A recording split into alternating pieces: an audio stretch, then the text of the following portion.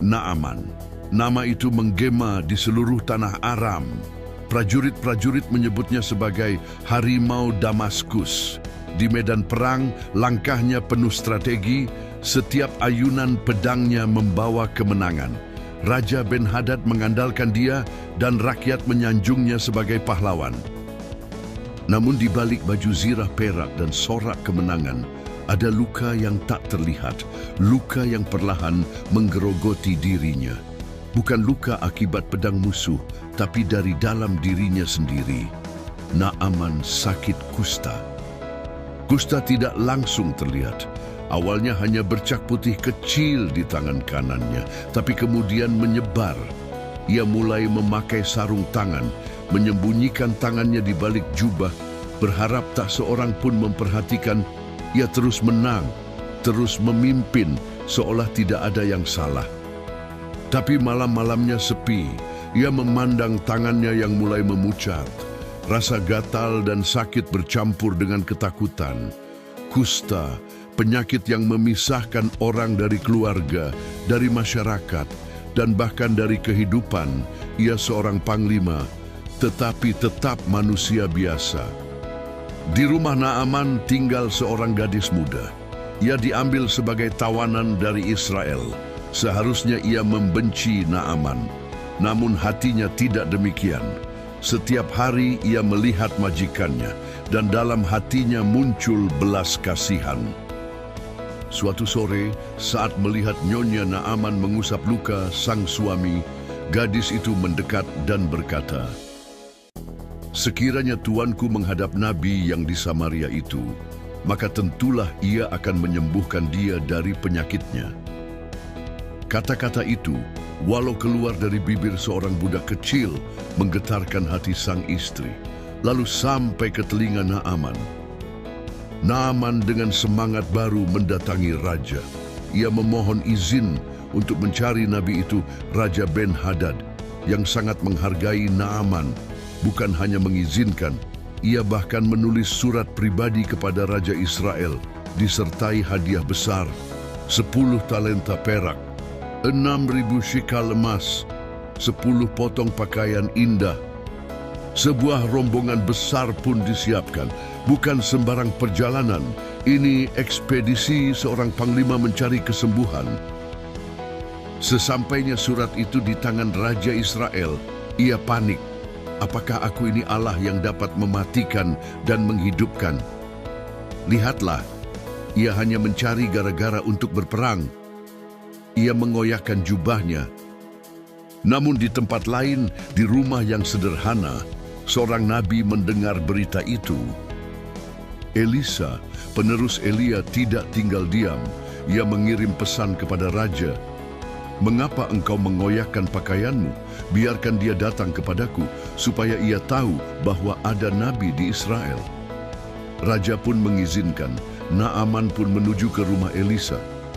Ia tak tahu perjumpaan itu akan mengubah segalanya. Rombongan Naaman tiba di depan rumah Elisa. Kuda-kuda, kereta, dan pengawal berdiri megah. Ia turun dari keretanya dan berdiri menunggu sang nabi. Namun Elisa tak keluar. Ia hanya mengutus seorang pelayan. "Pergilah mandi 7 kali dalam sungai Yordan, maka tubuhmu akan pulih dan engkau akan menjadi tahir." Naaman terdiam. Wajahnya memerah, marah. Naaman berkata dengan nada tinggi, "Aku pikir ia pasti akan keluar dan berdiri memanggil nama Tuhan Allahnya, lalu menggerakkan tangannya ke atas tempat penyakit itu dan menyembuhkan kusta ini. Bukankah sungai Abana dan Parpar, sungai-sungai di Damsyik, lebih baik dari semua air di Israel?" Dengan marah, ia berbalik pergi. Naaman bukan orang sembarangan. Ia terbiasa dihormati. Tapi nabi ini bahkan tak sudi keluar. Ia lebih memilih sungai di negerinya. Yordan hanyalah aliran keruh di tanah musuh. Namun di tengah kemarahannya, beberapa prajurit mendekat dan berkata, "Tuanku, seandainya nabi itu menyuruh sesuatu yang sukar, bukankah tuanku akan melakukannya? Apalagi ini hanya mandi Naaman terdiam, kata-kata itu menusuk. Ia akhirnya turun dari kereta, berjalan menuju sungai Yordan, 1 langkah, 2 langkah, 3. Ia melepaskan jubahnya.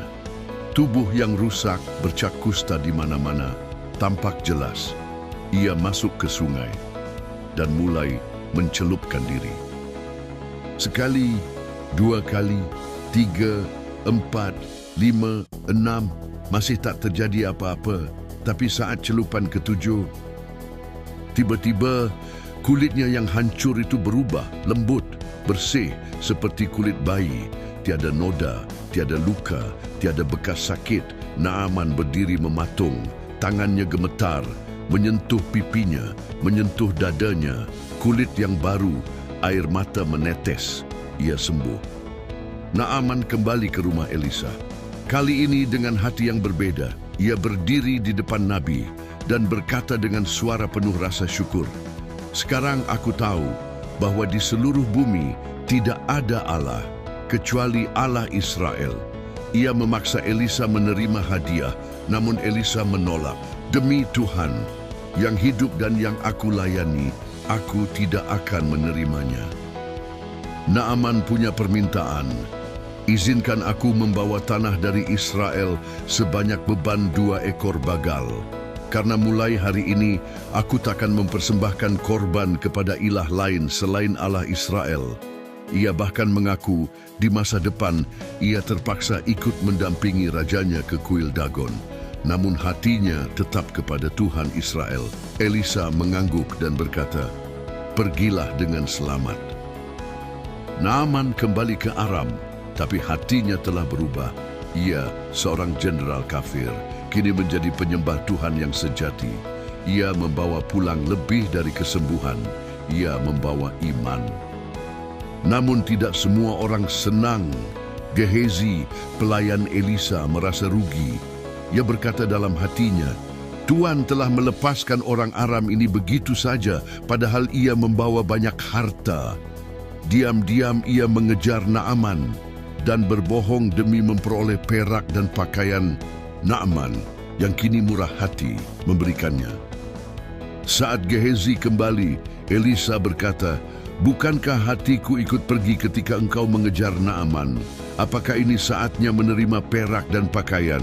Karena keserakahannya, kusta Naaman berpindah kepadanya. Ia pun keluar dari hadapan Elisa dengan tubuh putih terkena kusta untuk selama-lamanya. Mujizat itu bukan sekadar kesembuhan. Itu adalah pelajaran bahwa Allah Israel bukan hanya Allah bagi orang Israel saja, tapi bagi siapa saja yang mencarinya dengan rendah hati, bahwa ketaatan lebih besar dari persembahan, dan bahwa kadang Tuhan menyuruh kita mandi di sungai Yordan, bukan karena airnya ajaib, tapi karena ketaatan membuka pintu mujizat. Naaman harus menanggalkan jubahnya, harga dirinya, pangkatnya. Ia harus masuk ke sungai seperti rakyat jelata. Tapi justru disitulah Tuhan menjamahnya, kerendahan hati mendahului kemuliaan. Naaman pulang dengan hati yang menyala. Ia membawa tanah Israel untuk membangun mezbah. Ia tak tahu, tapi hari itu ia menjadi kesaksian bahwa Allah Israel hidup, dan ia bukan hanya bagi satu bangsa, tapi seluruh dunia. Kusta boleh lenyap dari tubuhnya, tapi tanda kasih karunia itu tertanam di hatinya. Naaman, sang jenderal Aram, menjadi simbol dari seorang yang mencari, yang taat, dan yang dijumpai oleh Allah, bukan karena kekuatan, tapi karena kasih dan kemurahan Tuhan. Tuhan Yesus memberkati.